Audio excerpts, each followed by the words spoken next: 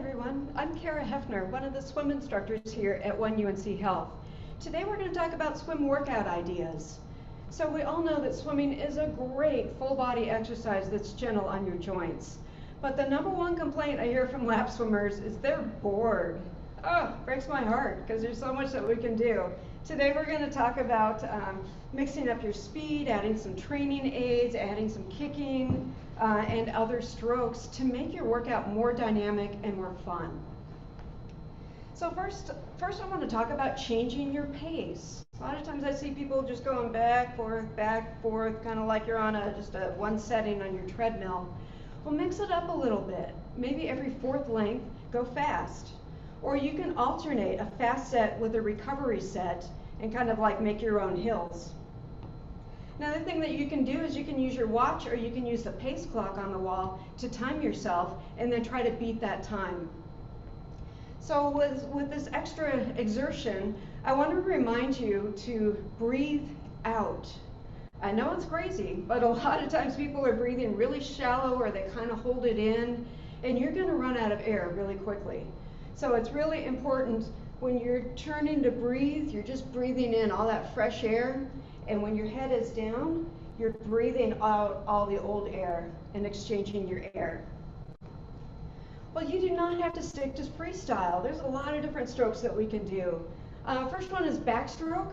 That's a lot of fun.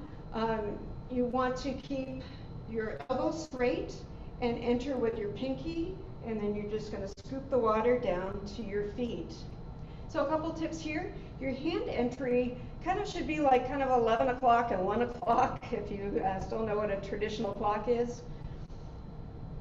And you don't want to overdo it, and you don't want to bend that arm. When you bend your arm, you're going to end up kind of going sideways instead of reach and push the water towards your feet.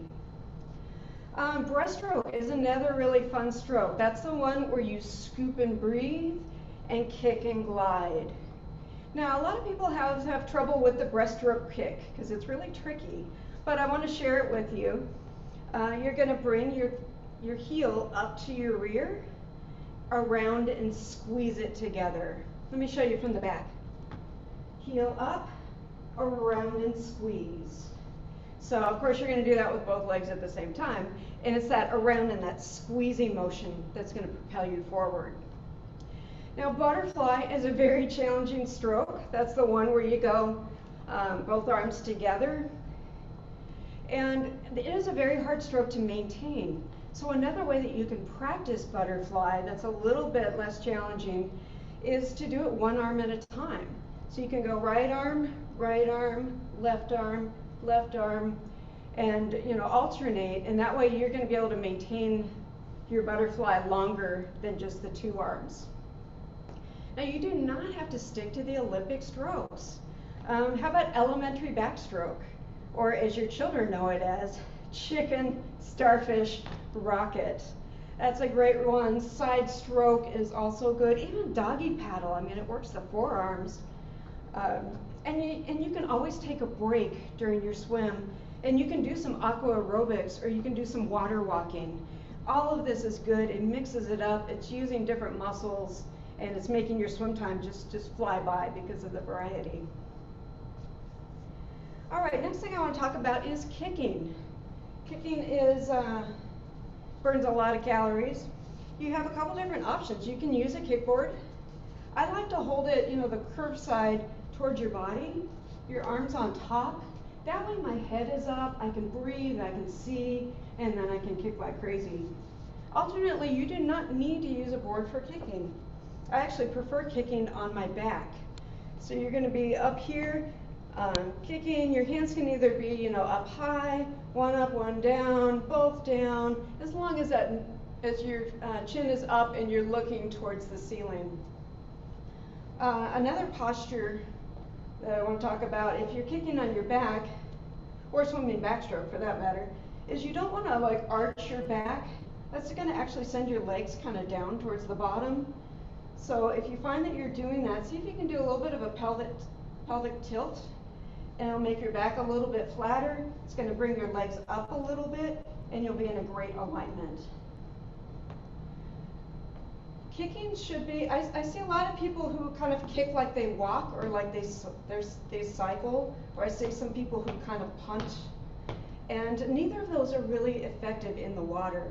So what we want to do is we want to kick from our hip. It should be a long leg, it should be a little bit in front, a little bit behind. Your kick should be almost like you're kicking in a little 5-gallon bucket from Lowe's or Home Depot. And hard to do on land, but your feet should just be kind of floppy, like you're flopping off your flip-flops. And if you're kicking, you can do all of the strokes on your back. So certainly that's backstroke and freestyle. If you do butterfly on your back, it's a great ab workout. It's kind of tricky. And you can also kick breaststroke on your back as well. All right, next I want to talk about a couple different freestyle drills to work on your stroke.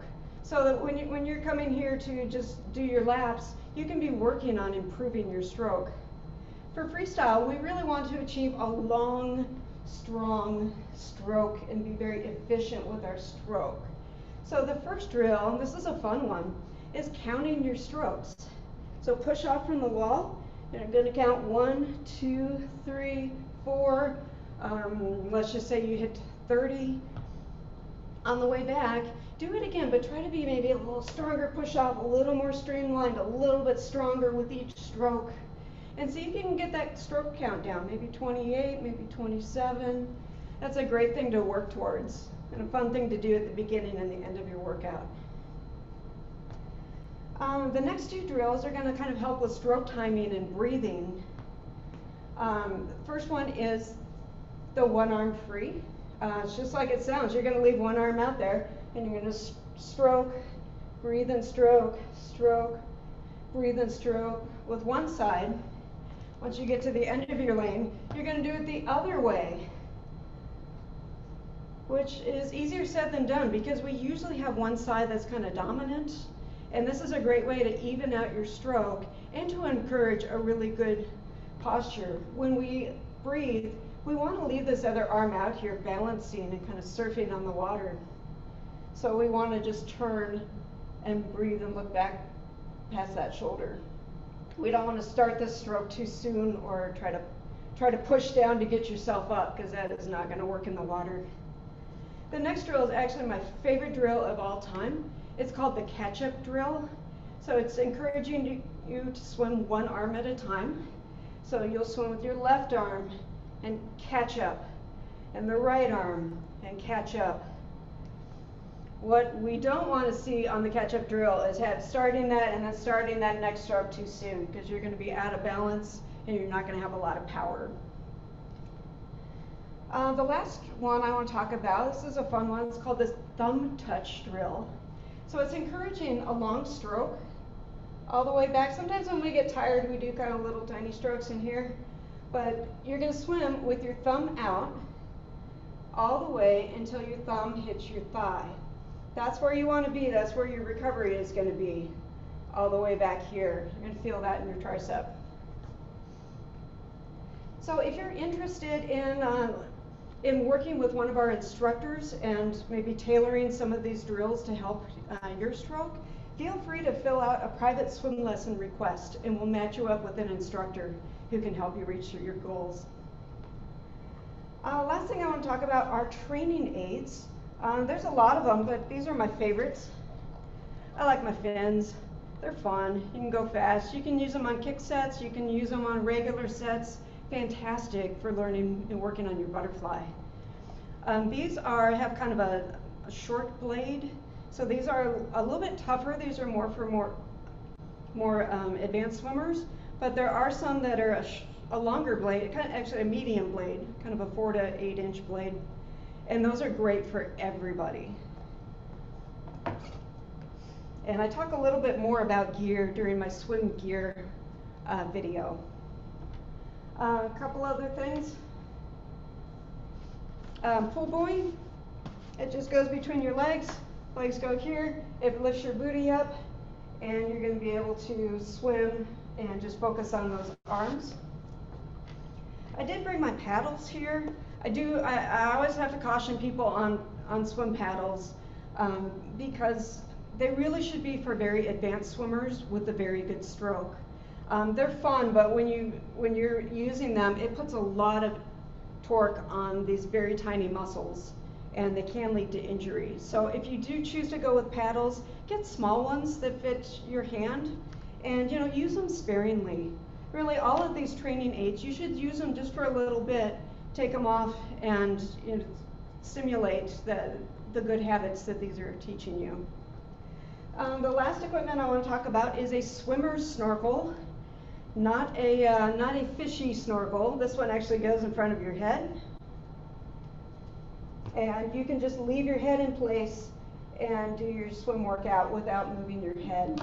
And it's great for evening out your sides, and it's also great for anybody with some neck issues. All right, so you're saying, well, how do I put all of this together? Well, I'm going to slide this over here. I've created a handout for you. It's 4 pages. I know you can't read it, but you can download it. There's a PDF on our UNC Wellness Center site. If you go to your location, like I'm in Northwest Cary, to the aquatics area, there's a little tile on the side that's going to say swim workout tips. And you can download this 4-page PDF. The first page is kind of a summary of what we've talked about, and the other 3 are all workout ideas. Different lengths, different abilities. You can double them up, you can half the distance. You can just get some ideas from that. So like the first one is going to be alternating freestyle with non-freestyle. So depending on the distance you want to do, you can do 4 lengths freestyle, 2 lengths backstroke, 4 lengths freestyle, 2 lengths pulling, 4 lengths back freestyle, 2 lengths, you get the point.